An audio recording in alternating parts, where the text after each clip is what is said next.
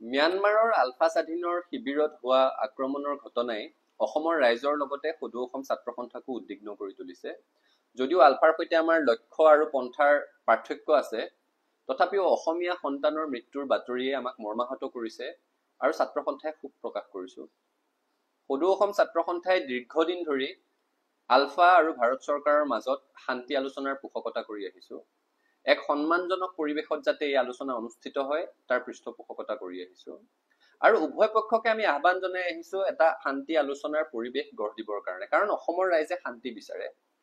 তেনে প্ৰেক্ষাপটত আলফা স্বাধীনৰ ম্যানমাৰৰ শিবিৰত হোৱা এই অতৰ্কিত আক্ৰমণৰ ঘটনাই সকলোকে চিন্তিত কৰি তুলিছে।